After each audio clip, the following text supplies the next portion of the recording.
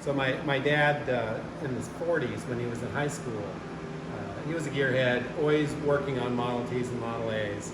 And he would buy a car for $10, $15, fix it up and sell it. But then he was also racing at the time. He actually sold used cars through college to pay his way through college on a used car lot.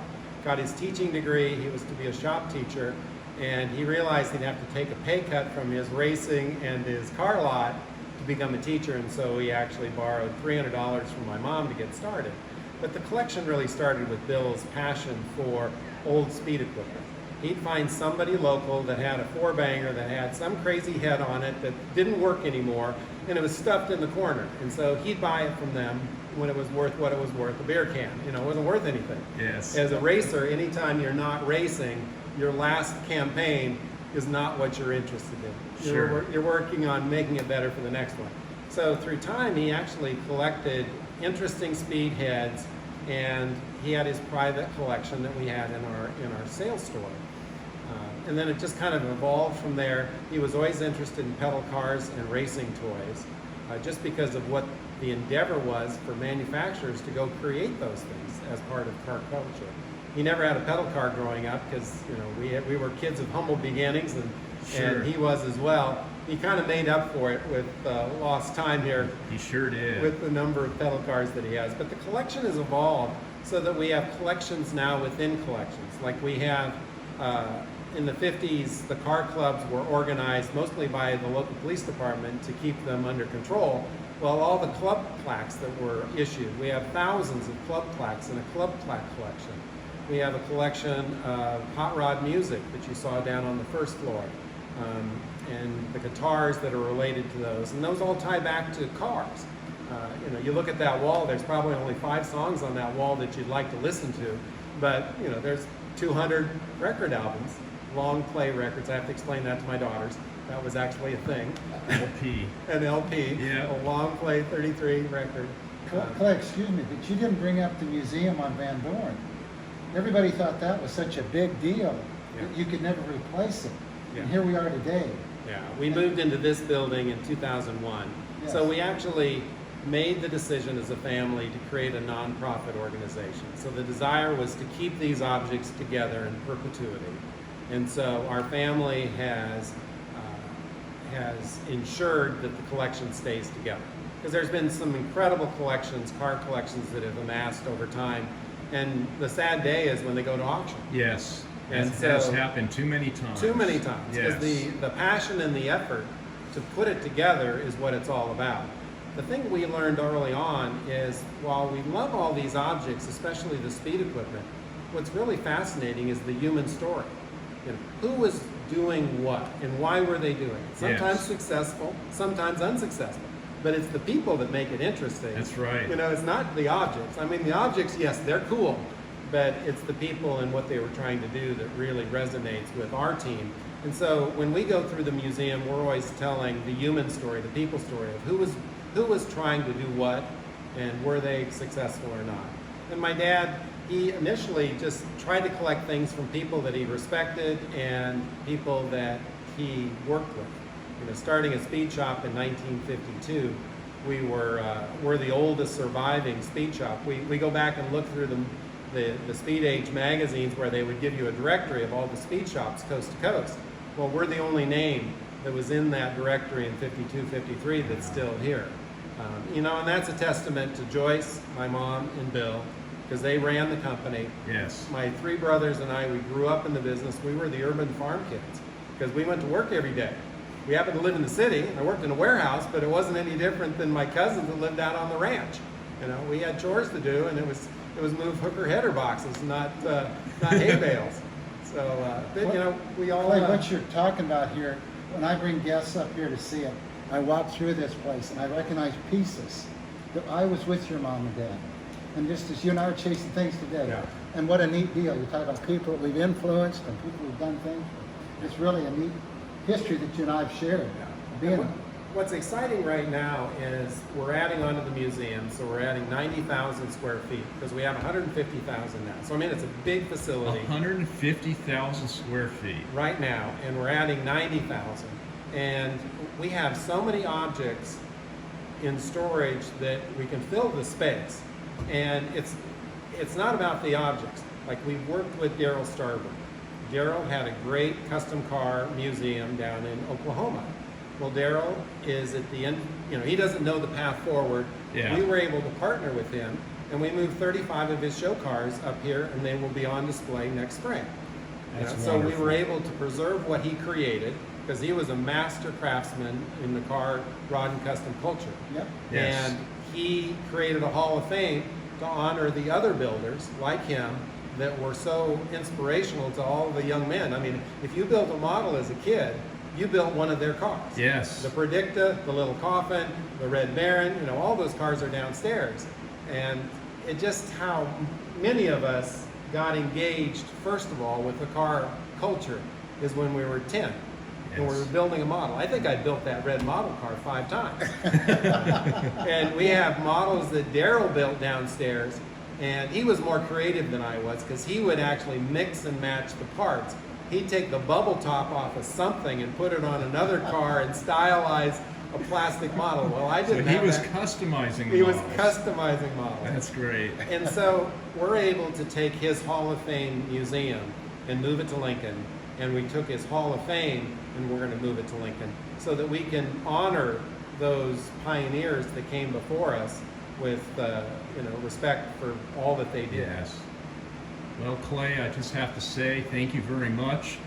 The museum is magnificent. I don't have the words to explain how I feel about this visit today, but it's just fabulous. Come back. It changes all the time. I will. Thank We're you so very glad much. that you're here. Thank you. Thanks. Take care. The Speedway Motors Museum of American Speed features the world's largest collection of pedal cars. There are over 500 pedal cars displayed here. A lot of them were in original, incredible condition, and others had been restored perfectly. I had never in my life seen so many pedal cars and never knew this many existed.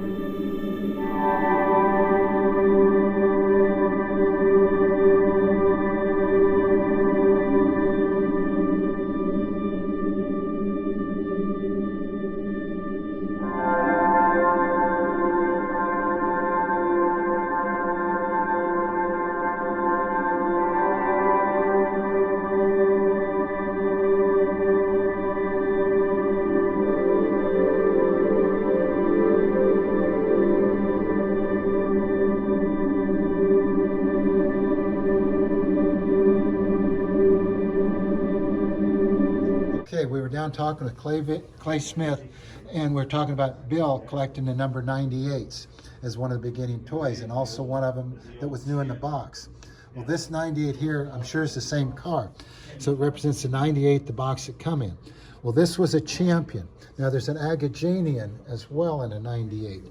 And I don't see it right now, but it's the same car, but it's the Agagenian. Then they came out with a 42. And the 42 had a red nose, and the 42 had a blue nose.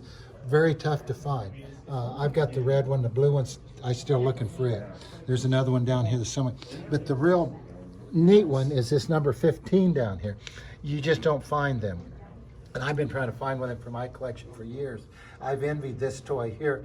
I didn't even know what it was. About what year are we talking about here? I'm going to say 50s. Okay. And what happened here, this was a typical deal of trademarks, because they used Agagenian on these other ones. I wish we could see that.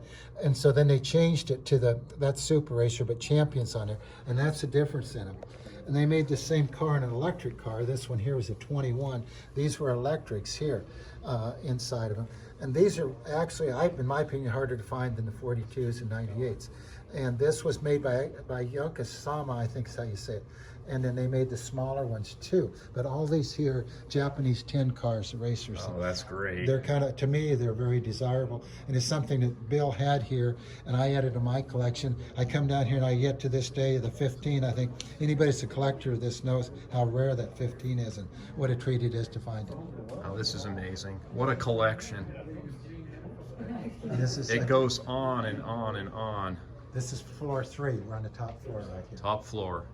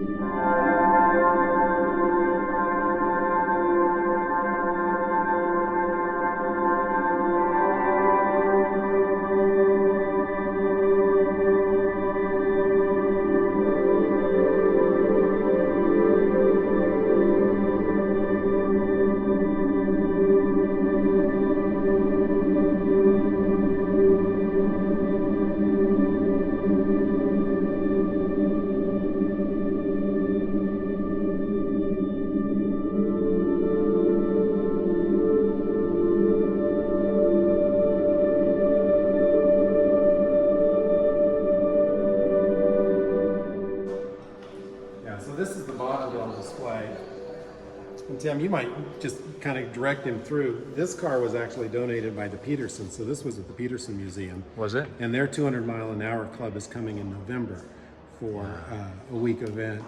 They're going to spend some time here. Bruce Meyer is helping us coordinate that. It's hard to believe one of these can go 600 miles an hour. Yeah. So that was the original green monster. Not turn into an airplane, which this thing weighs a metric ton.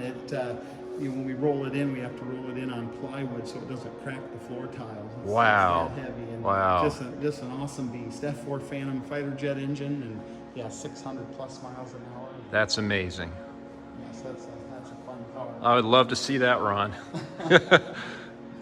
If you enjoy automobile racing, hot rods, speed parts, engines, this is a must-see museum display in Lincoln, Nebraska. I highly encourage all of you to try to make it out here and visit this museum collection. A very special thank you goes out to Clay Smith and Andy Anderson for inviting me to tour Speedway Motors and allowing me to shoot this video.